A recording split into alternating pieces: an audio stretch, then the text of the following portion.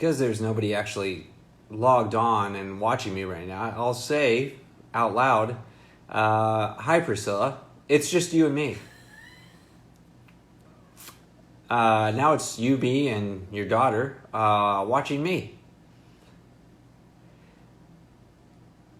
Part of me really wants to say, hey, all you cats and kittens, but you know what? I'm not going to. Instead, as we're kind of logging on and getting ready to start, I guess, the show or the broadcast, I kind of want to review what is Bricks and Barrel, because I feel like so many people might follow Bricks and Barrel. You'll see things that I post from time to time, but hey, what actually is Bricks and Barrel?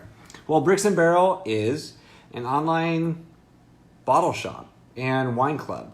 We ship wine throughout California as well as New Mexico and Idaho. And then we also have a subscription where you can get wine delivered straight to you every single month without even thinking about it. But that's kind of what we do. We ship wine to people. That's our business. But at the same time, that's not really why we do it. So one major reason why we started, and I say we, but why I started Bricks and Barrel is because there are thousands of wineries out there. Hardworking winemakers, vineyard managers, people in the industry that unfortunately don't really get shelf time. There's only so much room on the shelf, and there's thousands of wines out there. So a little over a year ago, I started Bricks and Barrel because I knew that if even a few of you guys were able to try new wines you would have normally tried, you guys might be introduced to your favorite wine that you would have never normally been able to find. So anyway, that's why I'm doing it.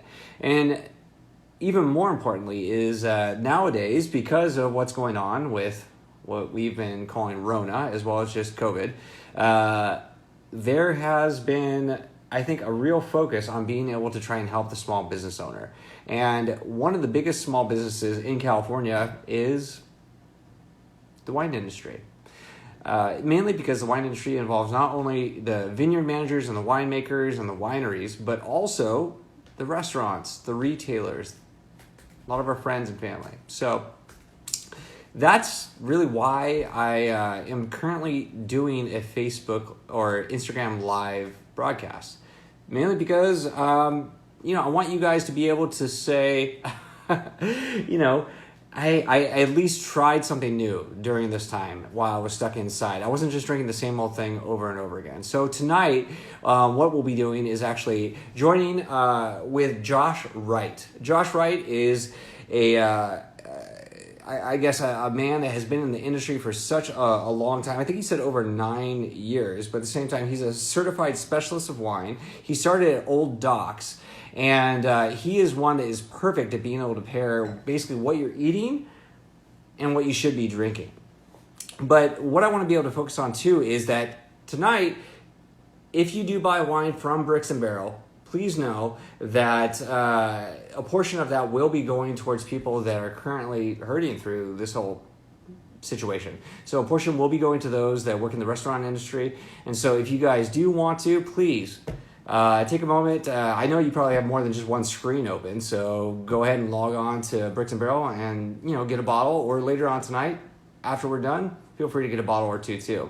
It's through midnight, so please make sure you do that as well. But with that, I really want to be able to have you guys know that this is not about just me trying to get you guys to drink Bricks and Barrel wine, but any wine that you guys currently have. So we're going to bring Josh on now, and he's going to go over a few of the pairing, meals that you guys had submitted. And then also, if you want, feel free to submit some actual meals that you guys are trying to work on while we're stuck inside, and we'll make sure to try and pair those with wines that either we here sell, or if you can't really get Bricks and Barrel shipped all the way out to Chicago, maybe we can at least give you some advice on what you should be buying at the grocery store. So let's see if I can't find Josh.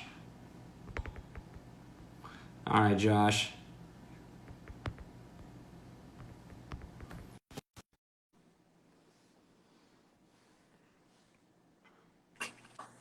Hey.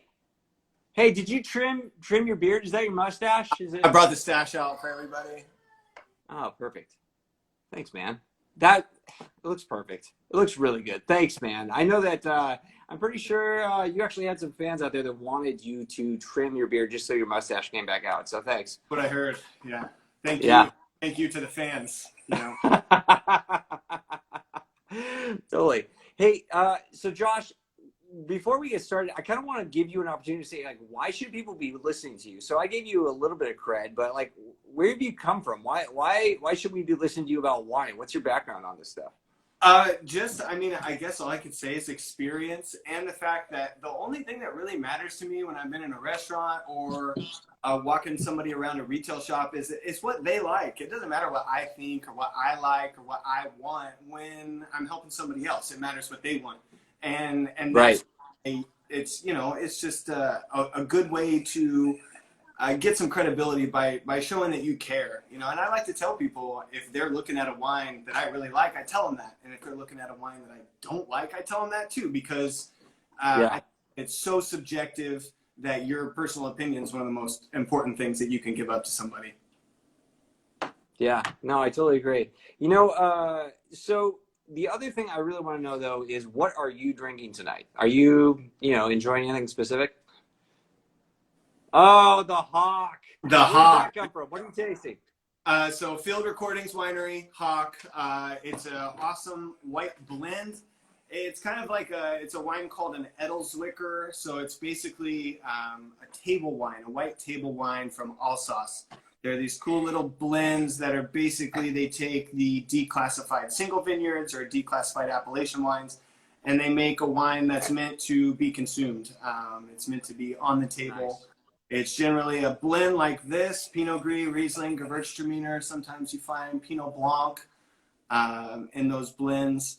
But these are perfect wines because they're just crisp and light. And I like a wine where I put my nose in this. And what I like about it is that it's not just gobs of fruit. And that's something that as California wine drinkers, we get a ton of. It's just, just fruit, super ripe wines.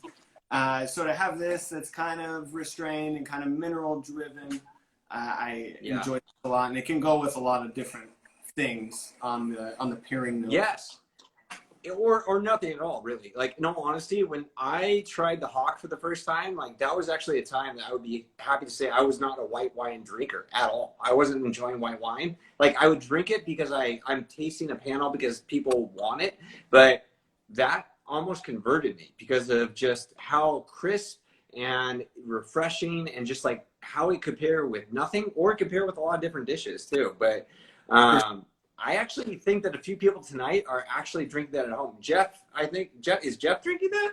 Is that what I heard? Yeah, I think Jeff is drinking that at home along with others. But if anybody's drinking the Hawk tonight, feel free to let us know while we're actually, drinking it as well. But what would you say, there was a few things that you've done recently. I think you actually did some research. I'll call it research, but like you were able to experiment with different dishes that people would probably have at, their house during this time. What were some of the pairings that you put together because of the, the current situation? For sure.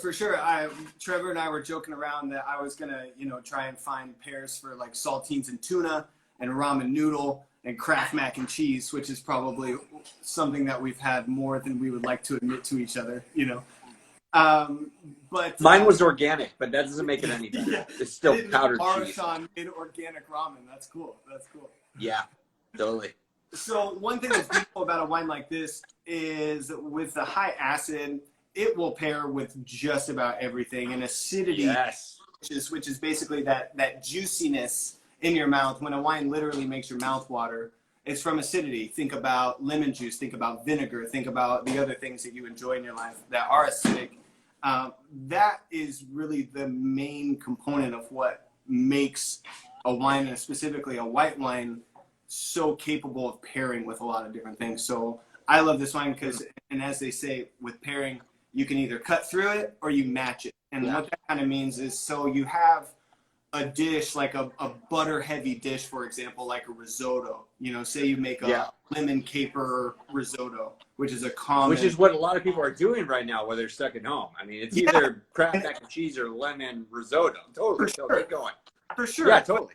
A lemon risotto is something you see at a restaurant a lot. You see it under chicken. You see it under fish. And the butter creamy richness of the risotto will be kind of cut like a knife with the sharp spine of acidity with the wine.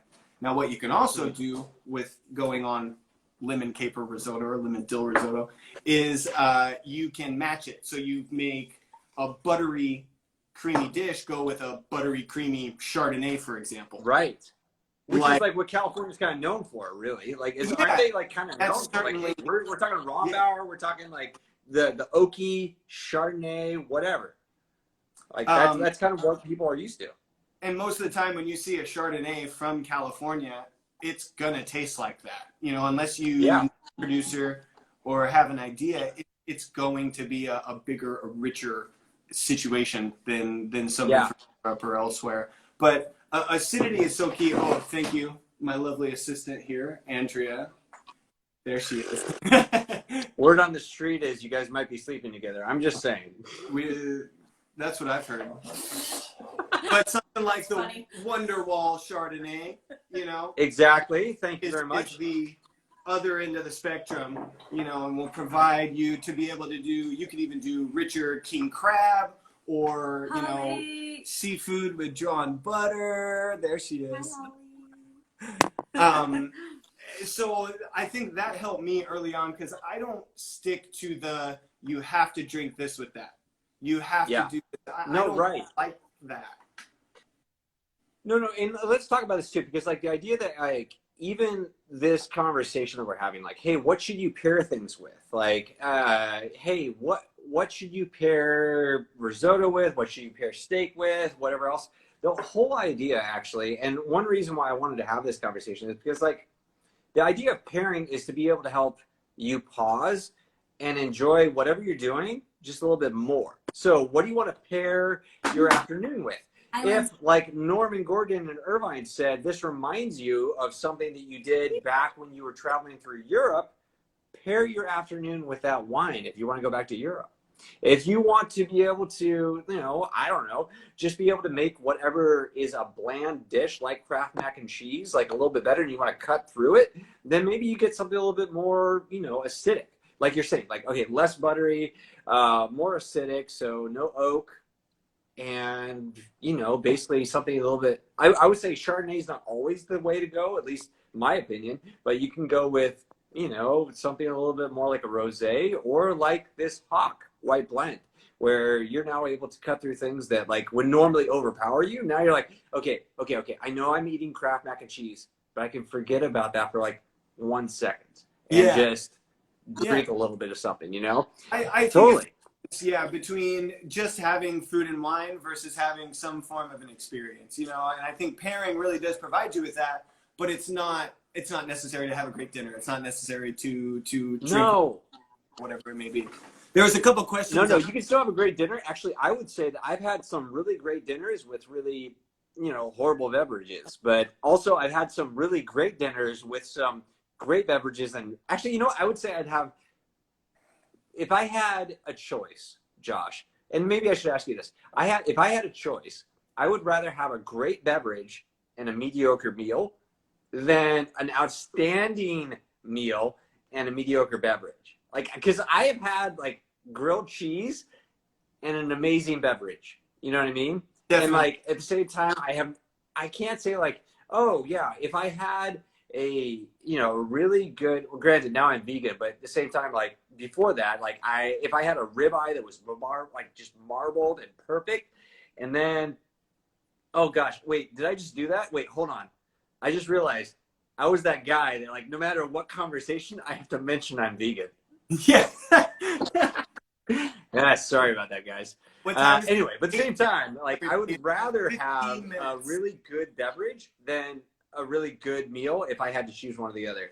But okay, sorry, Josh, going back to it though, like there were a few dishes that people had asked about, like, and so I don't know if you got to think about it, but were there any dishes that you wanted to mention? You mentioned mac and cheese, you mentioned ramen. Were there any other dishes that you worked on? Otherwise, like we've had some submissions that I wanted to be able to get people some credit for to, you know, see what you would recommend. Yeah, for sure.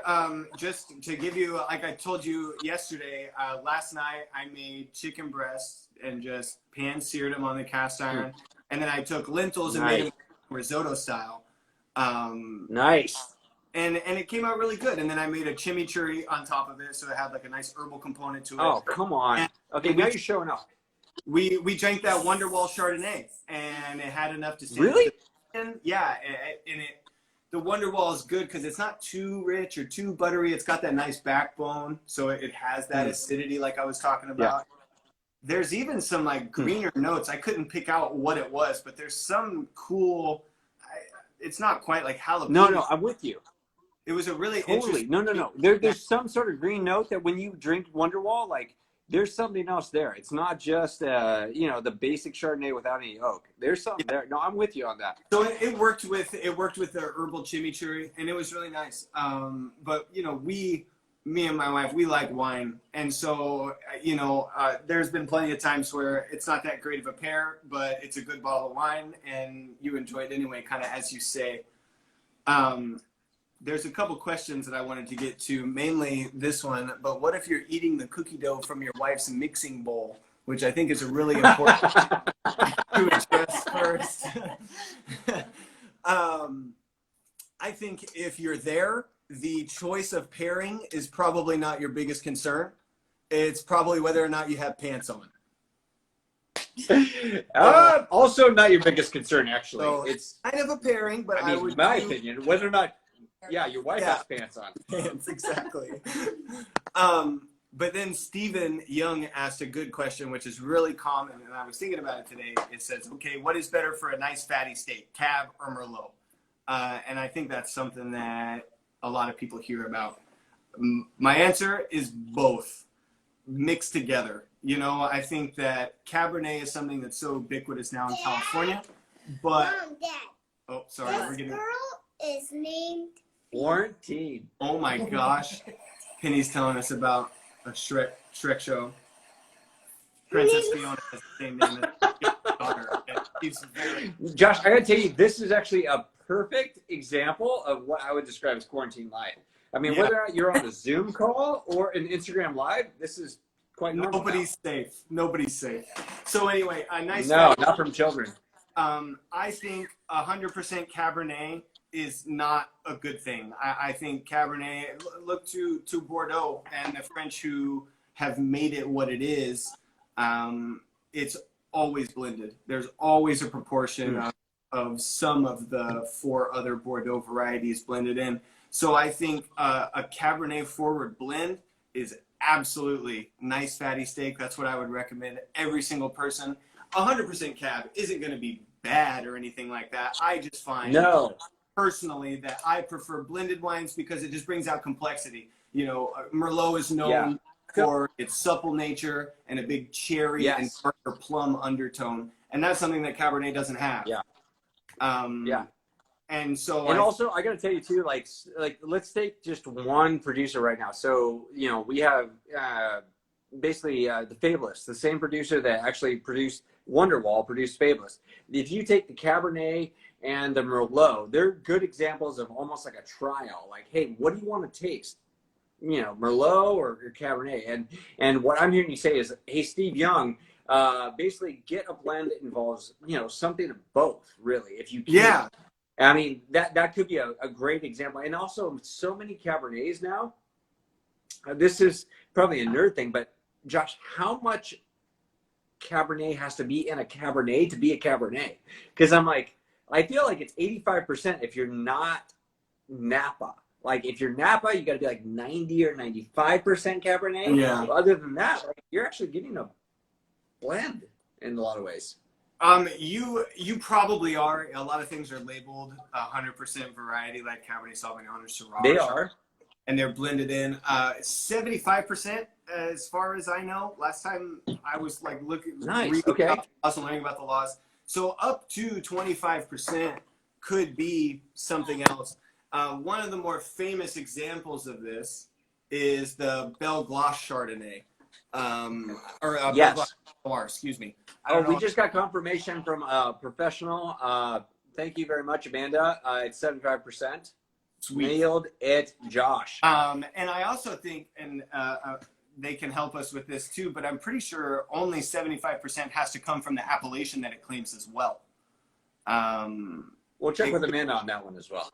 It could be 80%, but I think that's kind of an interesting aspect of it as well. Yeah, it is. No, it is. Because actually, I got to tell you, most people don't know that, like, there could be some other varietals within, you know, your Cabernet. I'm just saying. Yes, absolutely. I've heard rumors. I can't say if they're true or not, but rumors that people have seen Wagner family, so Camus wines, they're putting up bladders and bladders of wines in Mendoza, Argentina. Again, I don't know if it's true, but it's just a rumor, and it's interesting to think about. And kind of with the Belle Gloss, oddly enough, another Wagner product. I'm not being paid by an anti-Wagner pack, I promise. Don't worry about it. In all honesty, actually, one of my favorite wines actually is from Wagner. I'm pretty sure that Bonanza, that's Wagner, isn't it? That's the Cabernet that is not, it's, I'd call it a baby Camus, actually. It's the same style, but it's just $25 instead of $75. We sell it on the site. It's great, but at the same time, I hear you. Can I ask you, so somebody asked, though, that if somebody was allergic to sulfites, are there any wines that they can be getting? And actually, my take is, yeah, there are actually some of the ones that we have right now, but are there any wines that you know of that are like, hey, kind of low sulfite? I think biodynamic and organic wines are kind of low sulfite, aren't they? It seems like the term natural wines is probably what people are looking for. There's a few wineries that I've experienced that I thought their wines were really good, and they didn't have. I saw somebody talking about funkiness. That is something sulfur kills. Is funk, and that's why people use it, is to kind of clean up their operation a little bit. And thank you. And so sulfur does have a use, a positive use, but again, it gives people headaches. It causes an issue for others, and it does, especially because it's something like it causes dehydration, from what I understand too. Because sulfite, from what I understand, like it actually, you know, is used in things like dehydrated, I don't know, fruit, like that. They use the same type of additive in dehydrated fruit that sometimes is used in wine, which is something to keep in mind, and which I actually, you know, when we pick a few things like our rosé right now, the rosé right there, Ampelos, killing it. Hey, just a segue, that is actually the California's first organic biodynamic. Basically, if you drink this wine, it actually will make the planet live longer. Like, wow. That is how organic it is. But at the same time, that wine is one wine that is like, hey, no additives, no yeast is added. Actually, they use natural yeast, which is used in some winemaking processes. But like, that is something that's becoming more and more of a fad when it comes down to, you know, just winemaking in general, because I think people are noticing more like, hey, wine is not regulated in the same way that food is, so you don't need to look at the ingredients, but you should. Like, and actually, Josh, I gotta tell you, like, the stuff that like you and I have had, and like in general, is like we try and focus on, I don't know, smaller producers, because, well, smaller producers do focus a little bit more on, hey, the grape, the simple ingredients, the things that don't really add to the ingredient list, but definitely, like, if you do it well, it's a great bottle or, you know, glass of wine, really. Like, that's what I would say. The even if a winery uses sulfur, which is kind of the big no-no, you can add certain things to wine that are organic, but sulfur seems to be the big negative. The smaller the winery, the less additives. That's kind of a really easy that's usually tool to use. When you're Gallo, Bronco, Franzia that are making 1 million gallons at a time, it's a formula, and those formulas include additives. When you have 5 acres and you're a farmer winemaker, it's a much more personal feel to the wine. There was a question about yeast. You know, how much wine is made with yeast that's added versus how much is a spontaneous or wild fermentation. And I couldn't even harbor a guess really, but the smaller wineries that you go to, or I should say the smaller size of winery that you go to and you get into and you start drinking, the higher chance it's going to be wild fermentation. That seems to be an important thing. But even still, if it's a wild fermentation and it's less additives and it's organic and biodynamic, they could still be using sulfur, because sulfur is an organic compound. So that's true. It's whether or not they add more and more, though. I feel like that is one thing too. Like sometimes they do add more sulfur. Organic and biodynamic doesn't necessarily mean there's not going to be sulfur. I would push your customers to look for what's called a natural wine, and they're almost always labeled or brought to you in such a way. Natural wines, no additives. Let me ask you this, Josh. So, like, what's a natural wine that like you think of when you say natural wine? What comes to mind? There's a few California what wine that are killing it right now. Las Jarras, Method Sauvage, Sauvage, and then Marta Steumen, Stoumen. Yes, Marta Steumen. She's a badass. And also Pax Mall. Pax Mall's been doing this thing for 25 years in Sonoma County. And he has a cool operation that focuses on where it's coming from. I love about Pax Mall's wines, it says Sonoma Coast, or it says the vineyard. It doesn't say Pax Mall. And so it's like a European wine in that it really highlights where it comes from. But those wineries seem to be kind of on the forefront. There's a lot of others. De Punks is another one. Deux Punx. De Punks. That's another natural wine. They're kind of like McKellar for beer. They make wine like all over the place from different stuff. It's a cool operation, but the wines are good, but they're definitely going to provide a little bit of a funkier experience. You're going to get more non-fruit, non-ripe notes than you would on wines that you might be accustomed to. Trevor, do high sulfite wines bother you? Not me. No. At least not that I've noticed. I mean, like, when I drink too much of any wine, it bothers me. But there you go. Yeah. I haven't, really like segmented it. Hey, Josh, there's a few people that submitted to like basically meals that they're having. Can I throw them at you and then let me know what you would recommend pairing with them? 100%. First one actually is tri-tip chili with beans. What would you like? I see that as chili. I mean, so I think tri-tip is fattier than like what you might normally have with chili, but like tri-tip chili with beans, what would you throw as far as wine with that meal? A big dark red, almost a big dark red. Give me a big dark red. What would that look like? Cabernet or blends, Syrah or blends. Okay. You could also do. There's plenty of Spanish or Central Coast Grenaches that would 100% stand out with their big fruit, big alcohol. You said actually, let's tell this out. Central Coast Grenache actually has a lot of oak, and so it's a darker Grenache. It's not like the lighter Grenache that Grenache absorbs wherever it is. Like that's what I've noticed. And so so you're saying that, or like a really dark, so something dark and big. Is there a brand? It doesn't need to be something we carry. Is there a brand or anything that comes to mind that you think of like, yes, chili, this is what I drink? Oh, I don't know. I don't really go like brands as much as just like certain varieties. I don't think I stick with any one thing. I like to switch it up too much. I really do. But something like a good example, Ridge Zinfandels. That like a Ridge Zinfandel blend would be outstanding with almost any bowl of chili, but especially something that had a little more fat. Those are awesome wines. They're well made. They're well built. And what I mean by well built is just the acid, alcohol, and tannins. Those three things. Totally. They're always in balance at Ridge, and that makes them great to pair.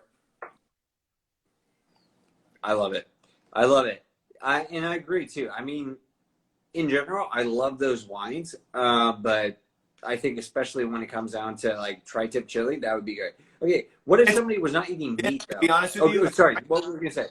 I was just gonna say tri-tip chili is kind of an easy and forgiving dish, and then I feel like a whole host of reds could knock that out of the park. You know, that's a fun dish to What pair about something because you high can go spice, though?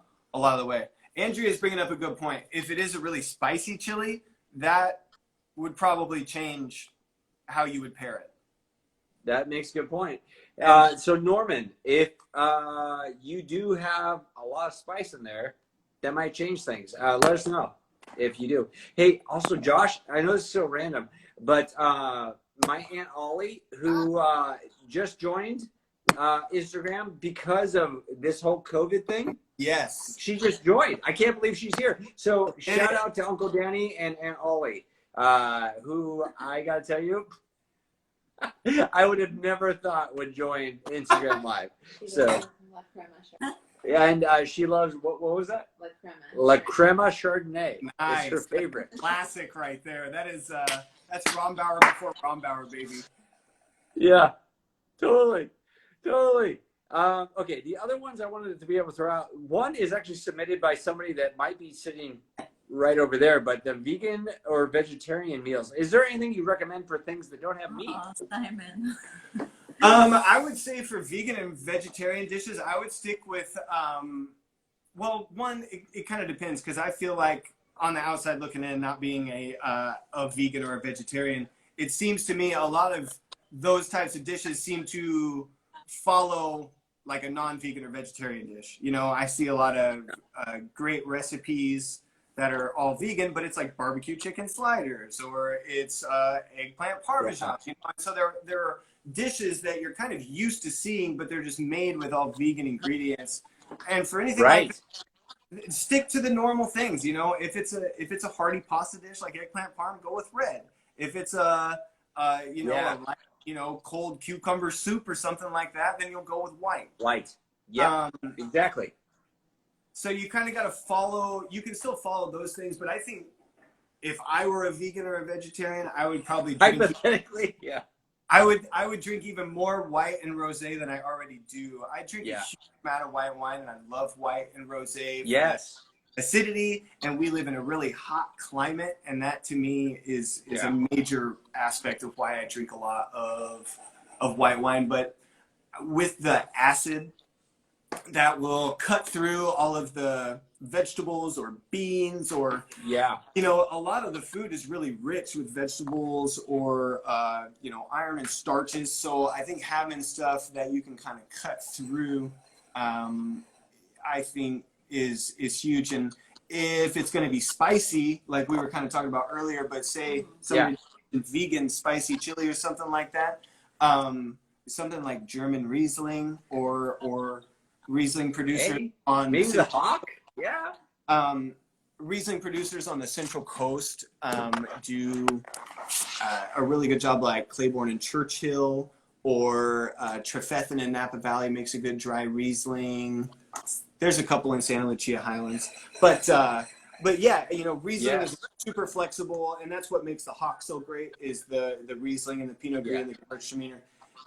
Riesling is one of the best wines to pair with spicy food, and even if you're doing a ground beef super spicy bean chili, a Riesling will absolutely knock that out of the park. And not many people think about white wines to pair with big hearty dishes, but I'm a big advocate. And then always, like we've talked about, Trevor, bubbles, champagne pairs with everything. Honestly, that is why. May I be like just like a product spokesperson really quick? That's why Blanc de Franc.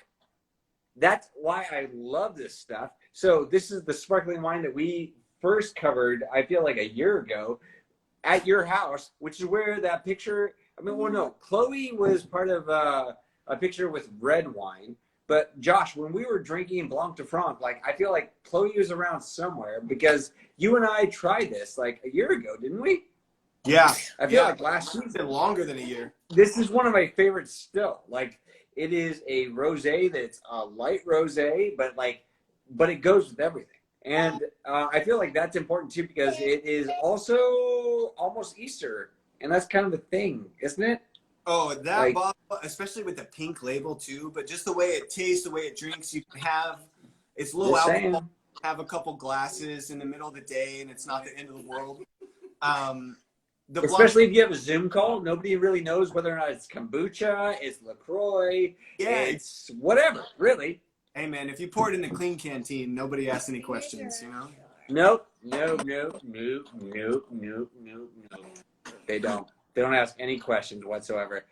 There was a few other dishes, though, I want to throw out. So Yep. we covered mac and cheese already. What about chicken fried rice? And this is actually coming from somebody in Chicago that loved your mustache so much that Carl made sure that you still had it.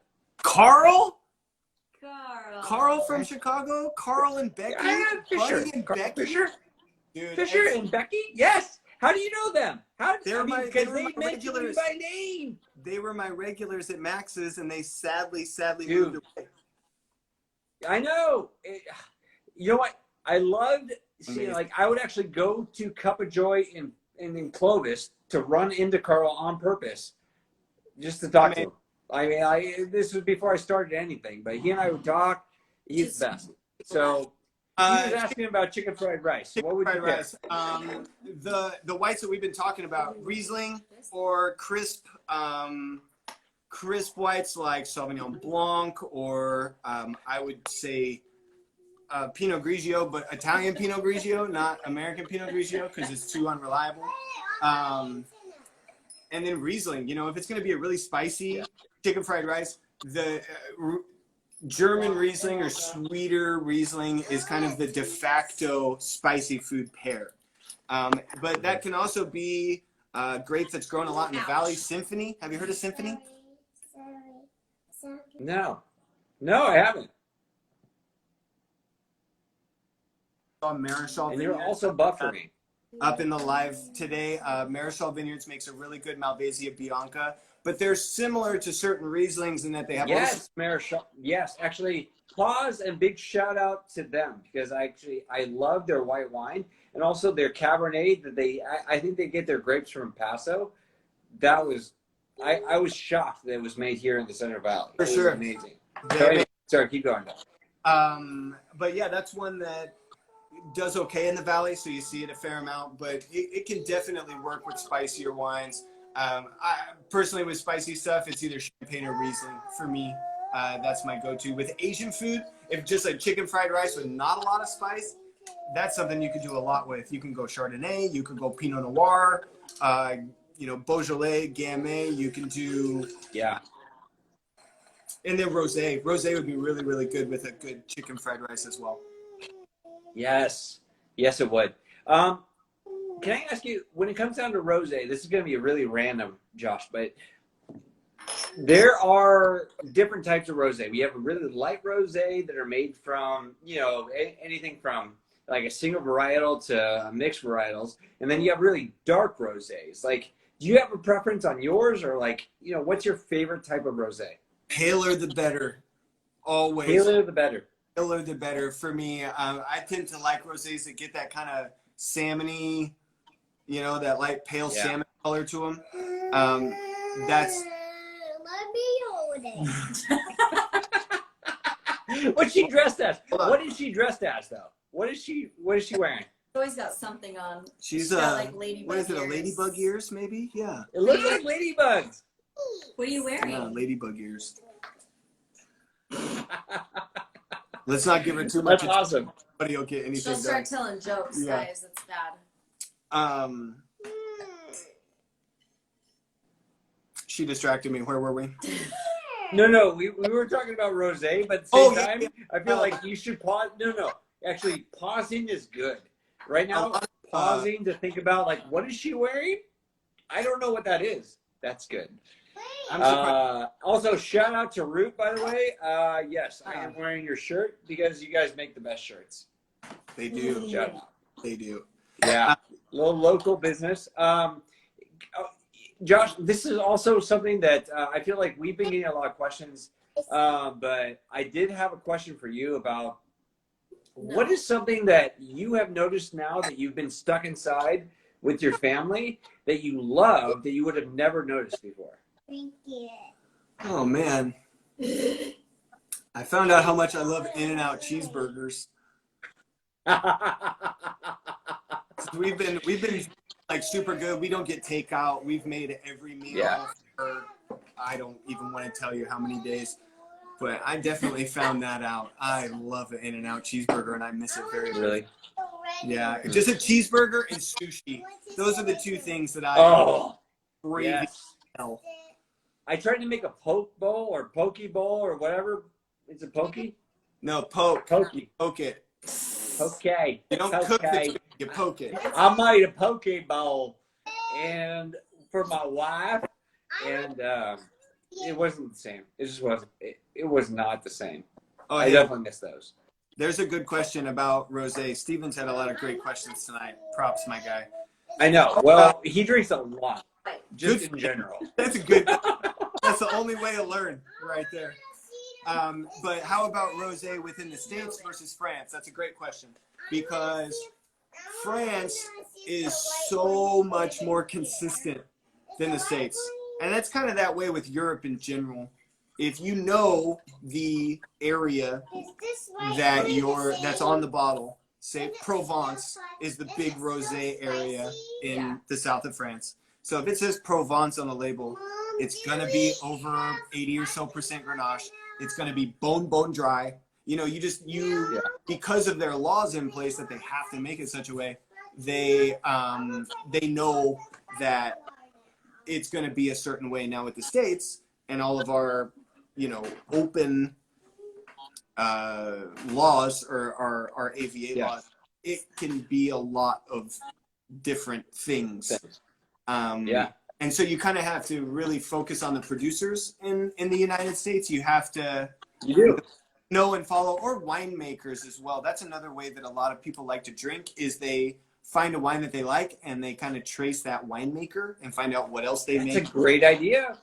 And that's a great way to drink wine. And there's a lot I've kind of been doing it myself. Andrew Jones. Hey, shout out to Field Recordings. Yeah, I mean, we talk about Field Recordings wines every time we talk, Trevor, and his wines are so good. They are because they're bang for the buck, bud. If he makes they anything, are always like I drink it. I'm like that should be like priced. I mean, actually, don't price it up here. Please don't price it. But still. Yeah. Anything he makes, I will drink and try and seek out because like him. Yes. And I think that's a super cool way to get into wines, and you really can find some awesome people because when you go to Paso or Santa Barbara or Santa Cruz, you're meeting the winemaker. They're in the house. They're hanging out. They're dirty boots, and the way that we can that as California wine drinkers is super cool, and it's worth searching out some winemakers if you like the wines and you're interested in wine, because almost every single winemaker has their own project or a couple of side projects, and it's a good way to. They always do. I mean, God bless them. Sorry, not to cut you off. Mainly because my wife noticed that I cut you off all the time, but at the same time, I do want to say, like, all the winemakers have to, because they're small businesses. Like, they're trying, and the only way to survive is to have so many small businesses that like they survive.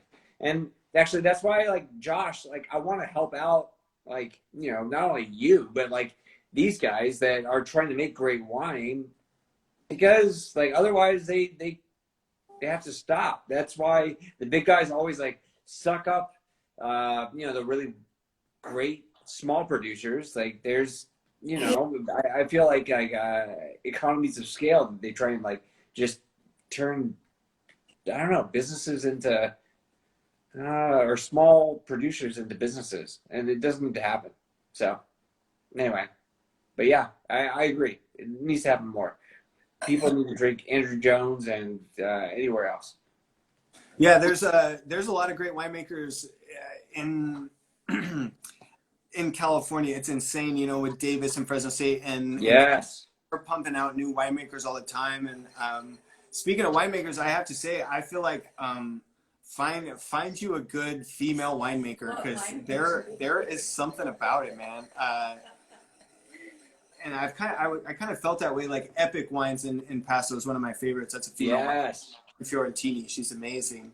And I kind of started noticing this, but then I looked at the basically the laundry list of badass Napa Valley winemakers. It's all women. Celia Welch, Oh, good. Helen Hey, Turley. and I mean, say that all because women. just like you, Josh, I'm a dad of a daughter. Like, hey, listen, I know she's going to surpass me probably in about 2 years, and she's only 6. But I mean, you might be the same way. Yeah. I think there's just something to their touch. I don't know. But I There found is.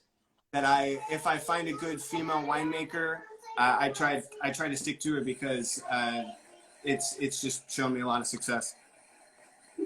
You know, it's true. You know, Josh, there is this wine that Desperata. I did love that. That was over in Tin City. It was, you know, kitty corner towards the Fabulist, and it's by Valerie Frum. She's the one that basically is, I feel like, is very old school in European styles, but at the same time, like, she still has a lot of California in her. But she's also, I guess, the wife. Do you know him? Yeah, yeah. She's Russell's wife from Herman. Yes, Russell Frum. Herman Story. Yeah, Herman Story. He's done a great job with, I mean, big, bold wines, and her wines are outstanding. But they're different. They're a little bit. they I don't want to say usually softer, but like they're she always different. tricks me on the alcohol. Like I think, oh, this might be a lower alcohol wine, and it's like 15.5. You know, but she has this amazing way of hiding that alcohol. And Jordan at Epic is the same way.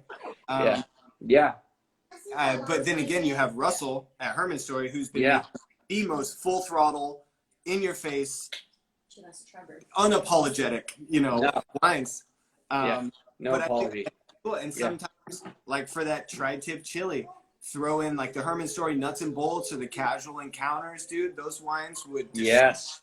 even the sackcloth and ashes from Desperado would destroy Yes. Oh, or yes. a dish like that. Yeah. Those all were so good. And I do have to confess that, like, we have carried Desperado, but we have stopped lately. That doesn't mean we won't carry them again, you know, in the future. But at the same time, like, I love what they do. Hey, Josh, I see you, you Andrew. know, last question. Like, I do want people to submit. Oh, sorry. Go ahead. I just saw my buddy Andrew commented, can't do a 15% Sauv Blanc, which is Desperado Sauv Blanc. It's 15% alcohol. I can't argue with that. I can't either. Hey, last question. Well, actually, there's 2 last questions. Oh. People can start submitting. This is something that actually I really do believe in, because, like, right now we are in this, like, period that is similar to, I don't know. Actually, there's nothing to compare it to, because, like, we are in this weird period that allows us to focus on our house and our family. And so, like, I kind of want to ask, like, what is going on that you love? Like, what is the thing that this pandemic has allowed you to notice? But Josh, as people might submit something like, I kind of want to know, I mean, besides In-N-Out cheeseburgers, if you were a wine, what would you be? Let me see you, Holly. If I was No way. That was the one agreement. That was the one agreement. Holly can't be seen. Yeah. Yeah. As of this point, my It must wife be might as well be. post bath or shower, probably. Yeah, no. I can't confirm nor deny either one of those statements. I don't know. Andrea's probably right. I would probably be a stinky wine. I can't. What would you be? I would be Funky Cab Franc. a funky, Cab Franc or Syrah from France, probably. Fair enough. Yeah, that Fair hasn't enough. poured in days. Yes, Yeah. that's the aroma. Yeah. Yeah. I have to think about it, but as of right now, I want to say Syrah. Only because I love Syrah. I Yeah. love it. I don't have a good reason other than that. Yeah. I feel like I have to do some more journaling, but yeah, Syrah. I don't That's know. a good question. I feel like that's a very psychologically revealing question. You got to be careful. That might be. It might be. I gotta say, we have been on for almost an hour. I want to be kind of be appropriate to people's hands that might be holding the phone. And if people want to submit questions, they can continue to DM Bricks and Barrel, as well as hey Josh, if I get request, what happened? No, I just said Something slide happened? into those DMs. Yeah, no, please slide in. Slide DMs. I'll swipe right. But also, if you did like what happened tonight, don't worry about that. If you liked what happened tonight and you guys want us to do it again, give us a review. And one way to review us is to actually slip into our DMs. Send us a direct message. Slide. Is it slide? It's slide, all right. Hey, can you point to your wife real quick? Hey, Andrea, it's slip, right? Well, I mean, if you're slipping and sliding, I guess so. It's probably a little bit of both. That's probably true. I mean, No, don't give me that. Hey, How you're the dare one who you. has 3 Hey, kids. so anyway, if you want, we could always give us a review in our DM, however you want to get there.